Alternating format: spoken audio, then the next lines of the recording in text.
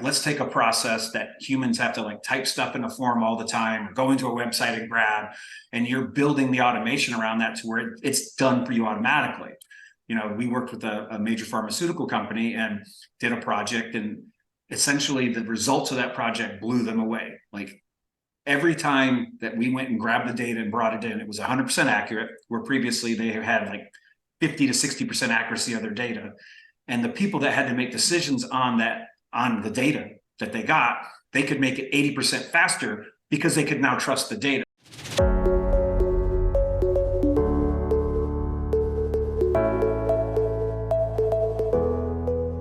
Welcome to another amazing episode of the Tech Business Roundtable podcast, brought to you by Equa.tech, the leader in digital marketing for tech companies. We want to first take a moment to thank you for sharing this podcast with your friends and on social media and helping us grow week after week. Meet our host of today's TBR episode, Ryan Davies. Ryan is the Director of Marketing of Equa.tech and is a dynamic leader in driving business transformation through technology. Over to you, Ryan. Welcome, everyone, to the Tech Business Roundtable podcast show. This is a podcast show dedicated to shining a light on the entrepreneurs, founders, and the compelling narratives behind the movements they've established. I'm your host, Ryan Davies, and I'm hosting today's discussion on unraveling the secrets of AI-driven customer experience and success with Daniel Sloan. Daniel, thank you so much for being here. Ryan, I love talking about AI and frontier technology. So yes, I'm just excited to be here. I love talking about this stuff. I think this is going to be great for our listeners. Daniel is a wealth of information, and you are going to get a ton out of this episode. I can tell already just from our pre-conversation, his bio, his background, everything he's bringing to us. He is the co-founder and blockchain and AI practice manager at FutureTech, with bringing over 28 years of profound experience into the IT industry, specializing in emerging technologies and innovation. And his leadership at FutureTech, a software development company, is instrumental in navigating the realms of blockchain, AI, robotic process automation, digital transformation. Across the board, he is a distinguished member of the Forbes Technology Council, an exclusive community for senior-level technology executives and entrepreneurs, and his insights contribute to the broader discourse on technology trends and advancements. He has a very clear mission, and that's to build and invest in Web3 software that will shape the future of digital economy, reflecting his commitment to driving innovation and transforming in the ever-evolving tech landscape. I think we could go on and on with a lot of stuff here, but I'm going to turn it over to you and make you do all the hard work now, Daniel. Share a little bit more about your background, how you got involved in the tech industry, and really what inspired you to co-found FutureTech and what its mission is. Certainly. I'll start in the beginning order you ask. So I joined the Marine Corps right out of high school. Did 4 years. And so afterwards, I kind of came home and was trying to figure out what I wanted to do, and got an opportunity to go down to Boston with a friend of mine. And long story short, I ended up in a really job that I had no experience in. It was a call center manager job, but basically it was around the holidays. You remember the HP, everybody buys a computer and they got a call in. So this is 1995, by the way. And it was just a group of unruly, seasonal workers that I used, the skills I learned in the Marines to kind of whip them into shape. And we were the best call center in all of North America.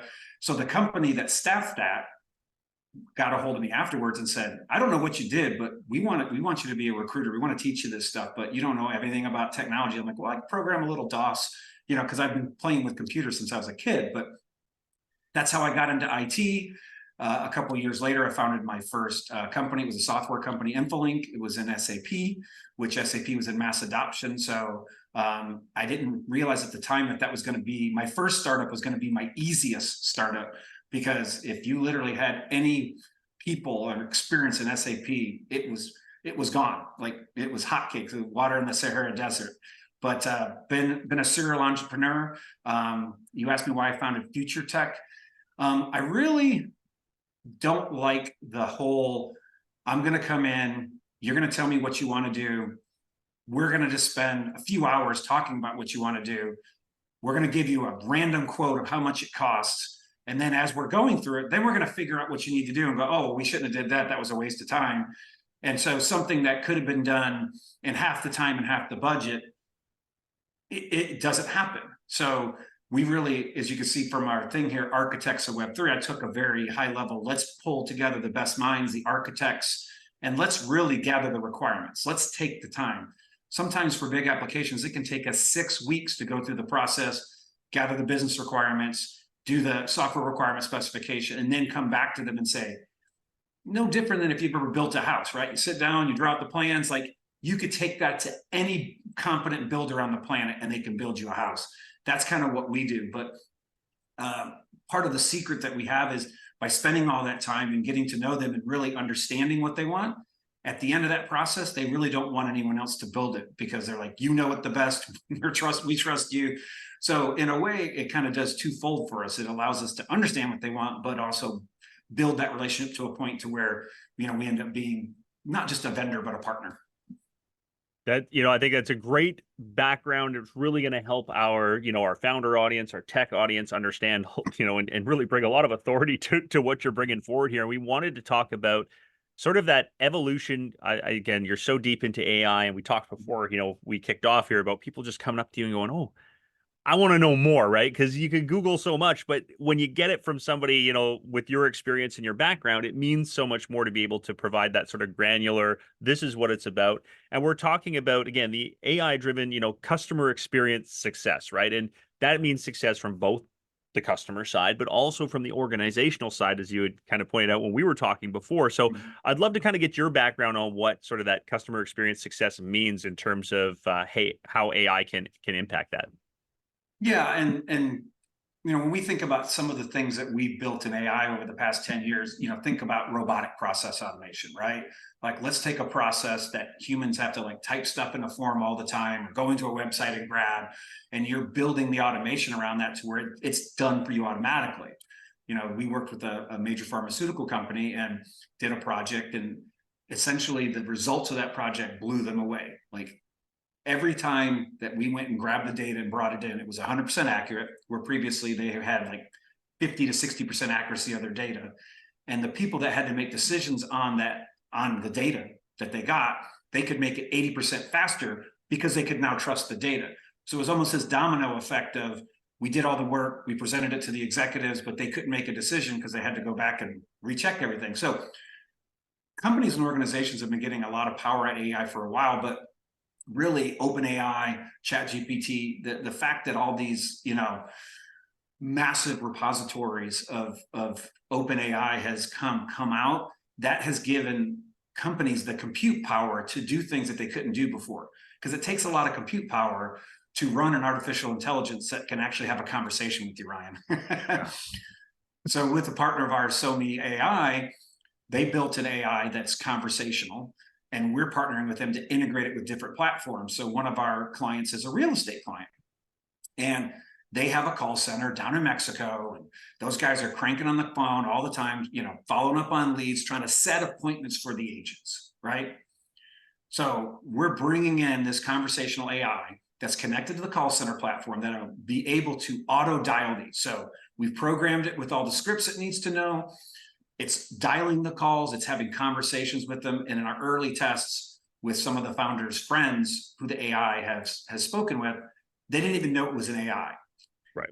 That is next level. Like, I keep getting, every day I get people that send me stuff, and it's that, hi, Ryan, I want to book an appointment with you. You know what I mean? Like, it's having a conversation, but you clearly know it's AI. Yes. So that's, to me, is, I don't want to use the word holy grail, but it certainly is the end goal, to get an AI that can do the job better than a human, because it has all the knowledge, it's been trained with all of it, it has a knowledge repository, and it can have a conversation. And you aren't sitting there mashing the button that says, talk to agent, talk to agent, talk to agent. Right. That, to me, is the next level of AI. And I think, with that comes obviously a lot of challenges and things along those lines. And as you mentioned, you're trying to implement this into your sales processes, into your follow-up processes, into things like that. How are you helping, and what do you see from these challenges that businesses commonly face in the implementation, or even, like you said, the identification stage? And is there a lot of resistance or skepticism that people have towards this? Like, well, again, like, my sales team is human, and that's, people buy from humans because they're emotional, and that sort of, like, do you hear that a lot? And is there, like you said, the technology is evolving to where it's being successful? Yeah, so one of the AI that we have used, that we're using as our core AI, is it's actually a clone of a real person, Victoria Jensk. She's a top model. She's got like about 1.5 million people on Instagram. You know, she like speaks on stage with like Tony Robbins. I mean, she's a prominent person, and she wanted this AI built because she had her fans that wanted to interact with her. And she's like, well, I can't talk to everybody. And so we built, and it was about 3 months of deep learning and putting all of her stories and doing everything there. And so once we built that for her and got that for her, we really liked her voice. She's got this British voice, right? And not only she's very pretty, so we're like, we're gonna license her name, image, and likeness, right? We're gonna buy her NIL, which we did. So like, this is our base AI. So once we had our NIL and we could do what we wanted with it, we started playing around. And I don't know if I shared the recording of the conversation that Chris, who's the CEO of Sony, had, but he just wanted to play an ad hoc role play with her and just have her play a real estate agent that was calling him as a for sale by owner, right? And convincing him to have a conversation. And it's about a 3-minute thing. Do we have enough time? Do you want to listen to that? I mean, that's pretty amazing. Yeah, if you've got that queued up, I would love I've got it queued up. to have that. Let's do that. All right, so let's go ahead and I could share my screen so you could see the if you have that ability. Yeah, absolutely. Yeah. Okay, let's do this. Let's share screen. Here we go. Sorry, cancel.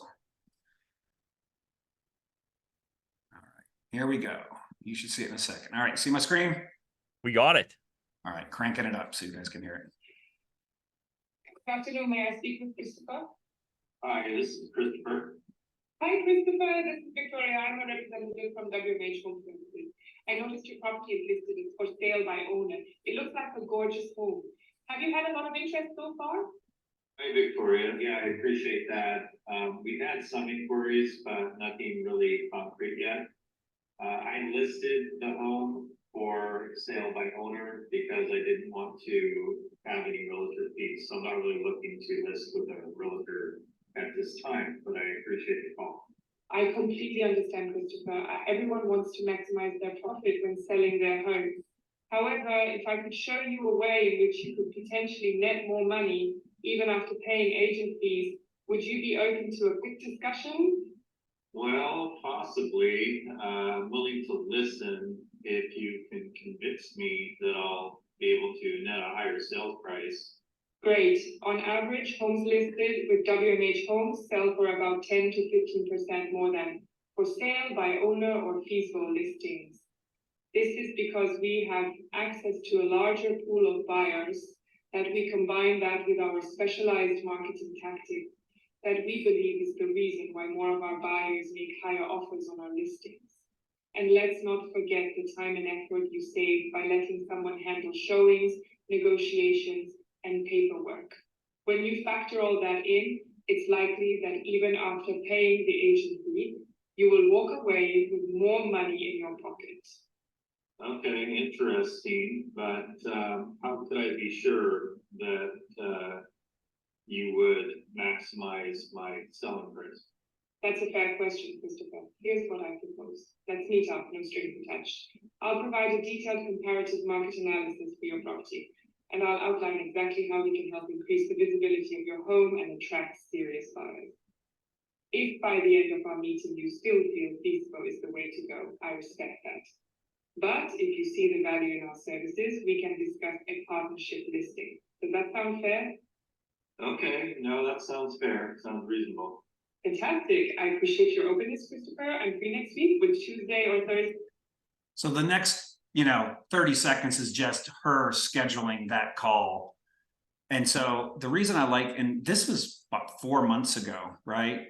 So the reason I like to share that is just because it was an ad hoc, impromptu, no programming. Like, we didn't teach her anything about real estate. So how we have this real estate client of ours is we shared this, and he's a friend of mine too. So when I told him what went down, he's like, if I didn't know you, I would be calling you a liar. And I was like, why? He goes, because some of those objections handling she uses are things that I've had in my script for 20 years. Yeah. And he says that AI bleep is doing it better than some of the people I pay on my team to do it. how can I, so this is how the conversation came. So when you can get an AI that is able to have that level of conversation, and you're not, you know what I mean? Because unless I tell you that's an AI, you might not right off the bat know. It's pretty darn good. We're getting it better. So the goal is to get it to a point to where it's so smooth and conversational, and just a little bit of lag here and there, that we're going to have to basically disclose at the end of the calls. By the way, just wanted you to know I'm an AI. I've been programmed by FutureTech and Sony. So just wanted you to know that, because you're going to talk to a live person after you know what I mean? And then they're going to go away going, holy cow, I just had a whole 10-minute conversation and I didn't even know it was AI. Now that's going to, whoever we're setting that appointment for, because even though you set an appointment, there is, I want to say a high, but 30-40% of the time, people don't show up for the appointment. Yeah. We're thinking is, if they're so intrigued about the AI thing, even if they're not interested, right? They don't want to list their home with you or whatever. They want to code to that meeting because they want to ask them what the hell is going on with that AI. Right. Yeah, no, that was incredible. I absolutely agree. Like I kept wondering, like, okay, are you really, this is entirely AI through this thing? Because again, there were objections there, even right down to the very end, how, you're taught, give the A/B perspective. Tuesday or Thursday work better for you, this or that, not so when would you like to, and leave too many things open. And like, it's just all of the best, you can put all of your best practices into one, into one persona. And now you've got the ideal again. And that's the hardest part, is right, booking that appointment, that cold calling. The success rates are so low and everything else. And that's where I think a lot of ROI is lost, and, a lot of investment goes in. Now you've kind of bypassed it. And as you mentioned, in our conversation before, and is the fact of you're basically taking humans and upscaling them into what's better for them and giving them more empowerment, because, like, let's be honest, that's the part of the job that salespeople hate. It's going out and doing the cold calling and booking the appointment, doing all that. Their dream is, I have an assistant, they put things in my calendar, I show up for work in the morning, I go through and go, these are all, high value leads that have come through that I can talk to. I've gotten all that stuff I hate doing out of the way, and we're empowering people to do what they love, right? So it's just that's remarkable on that. And I'd love to, again, get your take on that, of the idea of putting people in a better position to succeed and doing what they love as an AI advantage, as opposed to, oh, AI is taking my job. It's no, AI's empowering you to do more of what you want to do and more high value work, right? Nobody really wants those call center jobs. No. Nobody really wants to sit in a freaking cube with 10,000 other people around them, answering the same thing. Control Alt Delete, reset your system. You know what I mean? Like, it's over and over and over and over again. Like, we, in previous businesses, we've had staffing divisions and arms, and I've staffed some very large call centers, 500-600. And, like, I've had people come to me and say, if I do this job another 5 minutes, I'm going to literally shoot myself. I quit. I'm like, okay, Yeah, see you later. right. It's not a job people really need or want. But like you said, this AI had this conversation. Now, if I'm the agent, because obviously Victoria's not showing up to that meeting, right? Right. And again, that was ad hoc. So we would train it to say, by the way, I'm an AI. I can't come meet you, but Daniel's going to come meet you. Right. So I would get the transcript of that. If I wanted to listen to the recording, I could listen to the recording because it's short enough. But if, let's say, it's a 15-minute conversation, I'm going to get the transcript. So really, the AI has an AI helper. Yeah. Whether it's Fireflies, whatever. So now as an agent, I come in, I can either listen to that call, or I got the transcript. And then we're also building tools based upon that conversation to suggest to the sales, like in the insurance business, if this is somebody that's recently lost a loved one, right? Well, there's a whole script and the whole thing you go down, right? They're a newlywed, they're different, you know what I mean? So you can kind of help that salesperson say, hey, in the call, these were the key hot buttons, and these are the things you need to focus in on. And they even want us to build it to where the AI sits on the call and then is instant messaging them during that and say, they just mentioned this, go in for this close, go do this, go do that. So again, just helping you. Like, how transformative would it be if, as a football player, you could have the coach in your ear the whole time while you're playing? You're about to get hit, go left. Yeah, You know right. what I mean? Like, you literally have got this coach sitting here helping you the whole way along. And COVID has really brought a lot of in-person stuff like insurance to video conferencing. So it's really empowering. But yeah, I do want to make that point. I don't feel like where we are with AI, it's going to take people's jobs. It might take some of those like crappy jobs, but please go get a better one. Yeah. But it's certainly going to empower all the people that just hate this part of their job, but love this, right? Like they love the action. Like I love the close. I love talking to people. Yeah. The whole, like you said, the whole cold calling thing, I hate that. Yeah. Yeah. It's just as somebody who's done sales and stuff like that, right? That's the high. You want to chase the high of that close of that next of that. Hey, this is a high value appointment. This is exciting. I'm having a day, not a, all right, I've got an 8-hour grinding block to go through to hopefully fill my calendar and do things, right? And if I'm empowered, you're going to get better salespeople. You're going to have stickiness. You're going to have higher retention rates. Like, I mean, the trickle down from it is far beyond just efficiency, but there's so much more in hard cost, soft cost, everything that kind of brings that together from that side. I want to bring it up because, I think this is the AI question. I guess we've already talked about a little bit about the, like you said, job replacement, not necessarily. It's upskilling, it's changing, but like the security and the ethics behind it, right? And you mentioned, AI processing huge amounts of data. Some of that can even be sensitive data, from her, it's personalized data, it's personalized conversations, things along that. So how do you prioritize data security, ethical considerations in this kind of automation, sales automation space specifically, and ensure the responsible and ethical use of the sales process? Well, as you can see from my title, I've got blockchain in that. And Yes. for people that don't know what blockchain is, it's an immutable ledger. And so they're like, okay, that's a big word, immutable. Let me think about that. Do I need to Webster that? So essentially what we're saying is, if you think of an Excel spreadsheet where I'm going in there and I'm adding information, and all of us are adding information, right? I could go in there and delete that information. And I could make it to where you wouldn't know that I deleted it, right? With blockchain technology, if I put information in there, it's almost like chiseling it on a piece of rock. Now I can scratch that piece of information off and write something new next to it, but you always know it's always there.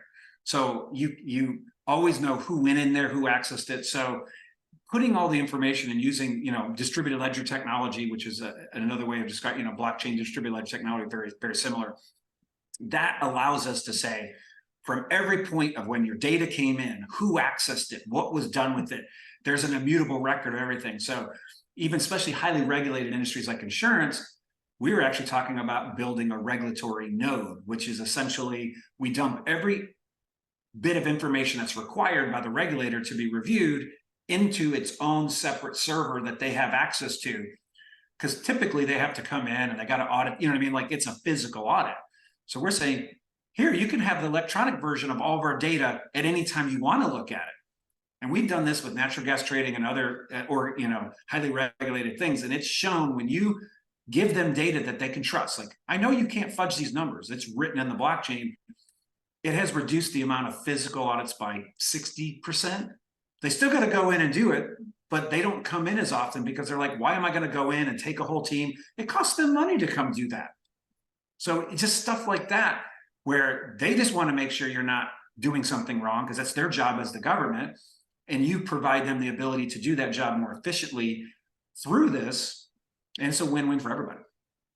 I mean, it's just, that's so, I love that idea again, like that everything is going to be identifiable, IP is protected, like, and our likeness again, I've been through this.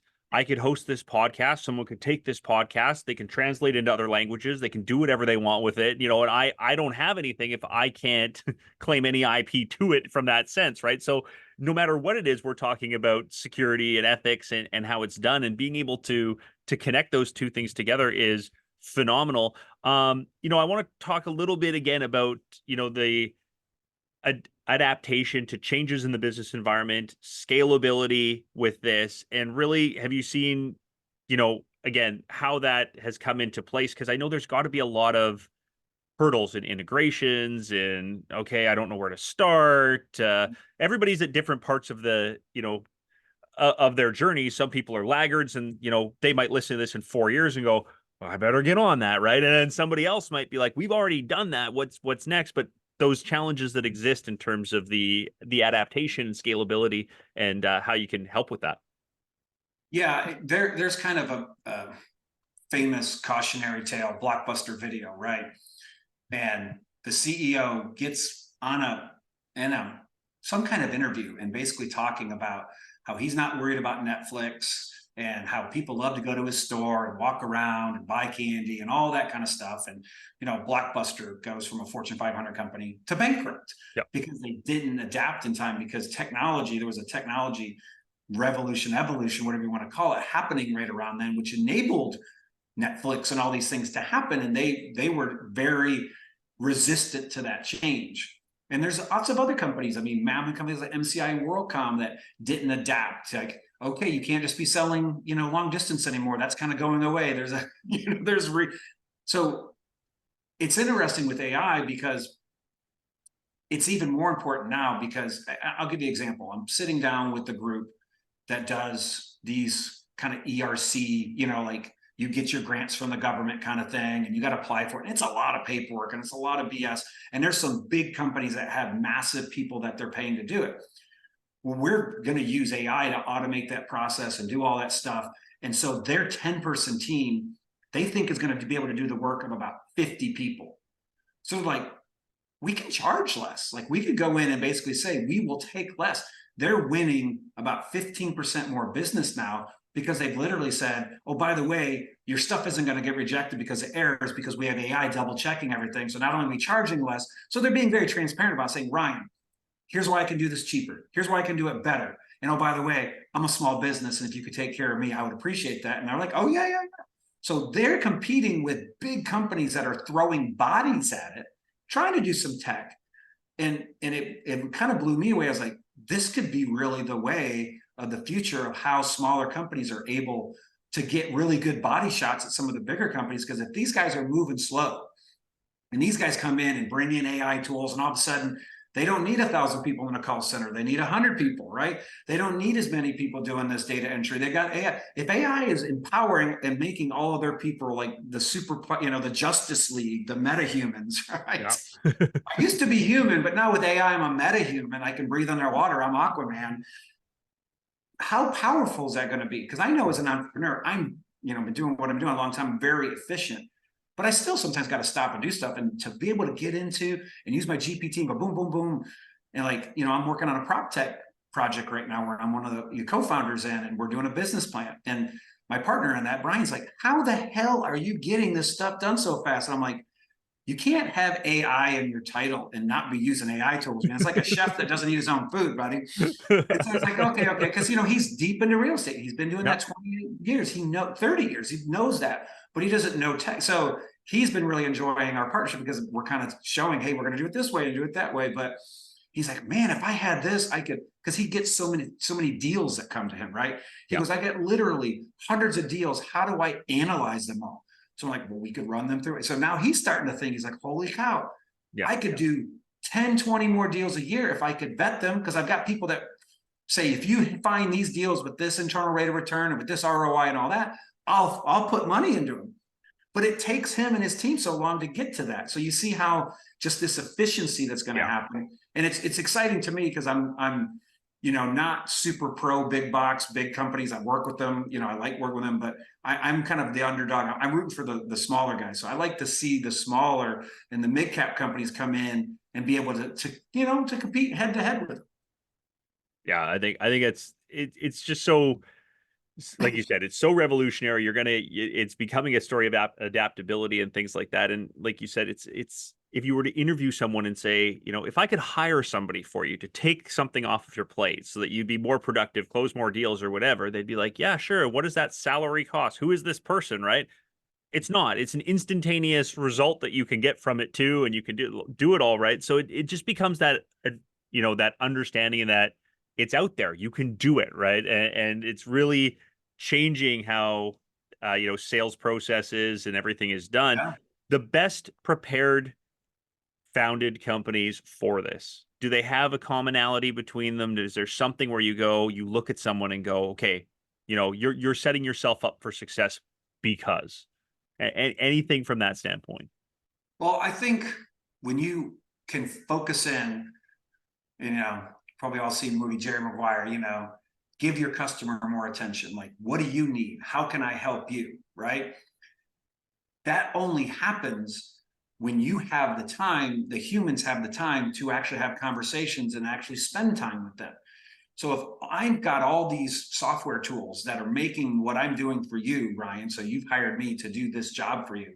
Yeah. We're kicking ass and we're taking names and we're getting it done. And my guy isn't running around doing all these things like, and he's spending more like, how can we help you? What are your other problem areas? And then you're like, you just became my partner. Like, you're not just a vendor to me anymore. I'm like, you're constantly asking me what you need. I think that to me is something where, and quite frankly, the sanity of humans being able to like take time and go watch their kids' baseball game, right? Like, you're working so many hours in a day. If AI can come in and take off 4 hours out of your day that you're doing stupid stuff that you hated anyways, and now maybe you don't work those extra 4 hours, you take them and you relax and you enjoy life. Burnout is such a massive thing because, especially we're talking about sales automation. Salespeople today don't want to take a vacation. I know this because we interviewed a bunch of them in the insurance business, because they're like, when I come back, it takes me so long to get my pipeline full, right? So I didn't make any money while I was on vacation. It took me 3 weeks to get my things back up so I can start making money. It's like 5 weeks of not making money, 4 weeks. So for them to take a vacation, they have to forego a month's worth of income. But if we're like, if AI could be keeping all your people, all the new people that are coming, you know what I mean? Like, and you come back and you got a full slate of stuff to do. And they're like, I would kiss you. I'm like, okay, no kissing, but you know what I mean? Like, that is blowing their mind. I'm like, really? I'm like, and you could be like 10, 15 minutes a day just going in and going, yep, I approve all these automated emails that are going on. Boom, yep, let's do it. Like, you could be spending a little time on vacation without actually working. Like, just telling the tools what they need to do, confirming everything. And they're like, I could do that. I could do that on the beach while drinking Corona. I'm like, you could absolutely be doing that. Starting to think like, I could be on vacation, really be on vacation, if I know that, if I built it all out. And that's the thing. That's why we got to spend so much time understanding you and your business, because if we don't understand you and your business, we can't architect and build it to do the things that you do. Because not everybody does the same process. Like, I do this, I set up a webinar first, and I do that, and I do this. And so if we can automate the majority of that, that's again, I think, where you get the acceleration of more business, the sanity of the people that are doing it. And quite frankly, you aren't going to go through as many people, new hires too. The people that work there are going to enjoy working there, and they're going to stay longer. Yeah, absolutely. Yeah. I'm thinking about it myself now already. I mean, I'm going on vacation in like 6 weeks time. I know you get to go sooner than that. And I already think about myself of like, the work doesn't go away. It's waiting for you when you get back. I spend my time on vacation and anxiety about half the time, especially towards the end, going, okay, so now my vacation's coming to an end. I got to start thinking about work again. And I don't even know what's there. And where I'm going, there's no cell phone out in the middle of the ocean where I am. So I'm like, what am I going to do? What am I coming back to? Right. And if it's like, hey, there's something that can take care of a lot of this for you, you can actually enjoy the purpose of why you're trying to get away from work, right? And do all of this and in that sense. Last thing I want to talk about, because I know, again, this is you do a lot of digital transformation, and a huge piece of that is on the change management piece, right? So again, really helping people understand what it's going to take, both from a user experience for sales teams to, an executive side of things, everywhere in between. What do you recommend when it comes to preparation for that, training, onboarding processes, et cetera? Because you really want to have as seamless an adoption as possible. And again, don't fearmonger, but this is how we're making life better for organizations. I've seen it done both ways. I've seen carrots and I've seen sticks, and I've seen carrots. So I think the best story that I can relate from analogy was, if anybody doesn't understand SAP as an enterprise resource package, it's essentially a nuclear bomb to any existing applications. So any accounting systems you had, any HR systems, everything that you had previously is gone and is replaced by SAP. Yep. And back in '99, when Shell did theirs, there were some very old legacy systems that the people that were using them didn't want to get rid of, and this and that. And they kept trying to incentivize them and this and that. And finally, the CEO just came out and said, we've spent hundreds of millions of dollars on this. They're bringing in change management consultants. The consultants will come back saying the same thing. I can tell them what they need to do. They're just not going to do it. They ended up firing a lot of people because the CEO said, either you get on board and you use this, or you're done. I don't care how long you've been here. A few people got fired, and everyone's like, well, guess he's serious. We got to do it. And that's unfortunate, but I'd say the vast majority of the people through the incentives, like if you take this training and you do this, like you get some paid time off, or they do the grading of your bonuses. Like if you're proficient in SAP, then you're getting 100% of your bonus, not 80%. So you can factor those things in. I think AI is a lot differently because it's so fun. And you can actually, I mean, people that actually take the time, because Chat GPT is not the easiest thing to use, right? People get like, oh, I asked it the wrong question, or the model broke. I mean, it's kind of like early days of the internet, right? Yeah. But once we get more of that adoption, but once it starts, you get it and you understand it and you use it, and you're like, holy cow, like this is so fun. So I feel like the reason this is going so fast is because people aren't really resisting it. They're like, why would I use an axe to chop down a tree? You just handed me a chainsaw, Daniel. Like, holy cow, I can get 3 times the amount of trees cut down in a day. I mean, that is pretty transformative. That's kind of where AI is coming in. They've already had studies, 40 to 50% individual efficiency. Like it can make you 50% more efficient as your job. Just mind-blowing. Yeah, it's amazing. Yeah. Three times as many trees, and I won't be a sore tomorrow. So that's also a positive, right? So you are on a chainsaw. I mean, it's fun. I mean, exactly. Plus, I you're having fun doing your job. It's not like I got to just keep hacking away, and I got to, you know what I mean? Like some things are just fun to do. Yeah, exactly. I love that. That's an unbelievable analogy. I think that could be a good place for us to start to wrap up here. So a couple little things at the end. I always like to say, for business leaders to kind of what key takeaway would you say, looking to leverage AI automation, sales automation, customer experience automation, key takeaway would for the audience to remember from our conversation here? If you're trying to find, it's like anything that's brand new, in demand, not a lot, like it's going to cost you money, right? And you're going to be like, holy cow. But when you look at the value that it's going to bring, and a lot of the bigger companies, they're like, I don't care what it costs. I know this is going to, I mean, it's having such a massive impact. And again, I keep coming back to SAP because that's the only thing I can think of in my 28-year career that companies saw that and didn't care what the price tag was. They're like, we have to do this to be competitive. Shell said Exxon's doing it. I can't let Exxon get a competitive advantage. And they were just doing it because they knew that the value was there, even though it was costing them a lot of money. And over this period of time, it has proven all of those companies wise because they've gotten their money back tenfold because of the efficiency. So AI, don't wait for it to get to the point to where, it's like everybody's doing it. It's super affordable. I mean, if you want to be on the cutting edge, now's the time to get in. Spend the time researching it first. Find a company like ours that will help you understand the journey, help you understand where's the low-hanging fruit, right? Don't try to do everything at once. Take we'll do this, we'll get the value out of it, and then go from there. Yeah. I think that's the best approach. Like pick one thing you want to do it, see the value out of it, get hooked on phonics, and then keep going. I absolutely love it. That is, in the tech world and software development, for all of our listeners, you got to understand the whole, like, you don't develop it all overnight. It's iterations, it's sprints, series of, processes. What an amazing takeaway. Get on it now. And you mentioned, find the right person to partner with. So Daniel Sloan of FutureTech, how do we get in contact with you to find the right person to get partnered with here? Well, you can, we've got to contact us on our website. LinkedIn's a great place to connect with me. Just you don't need to put an email address to know me to connect with me. So you can connect with me on LinkedIn, and then I can, our general email is info@wearefuturetech.com.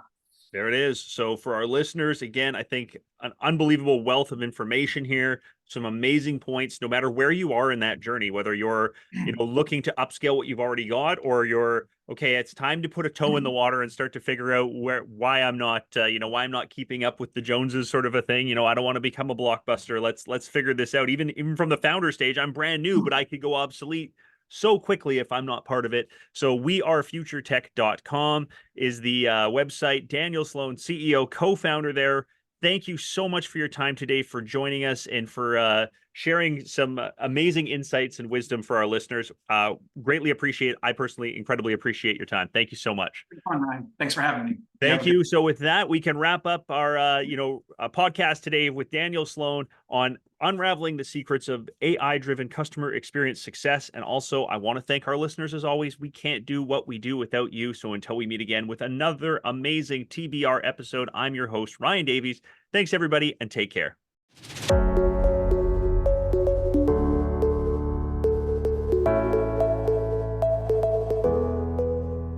Thank you, Ryan, for this amazing episode. Thank you for joining us on the Tech Business Roundtable podcast. We hope our discussions have sparked new ideas, expanded your knowledge, and empowered you on your entrepreneurial journey. Don't forget to hit that subscribe button and write us a positive review. Thank you for listening to the Tech Business Roundtable podcast show.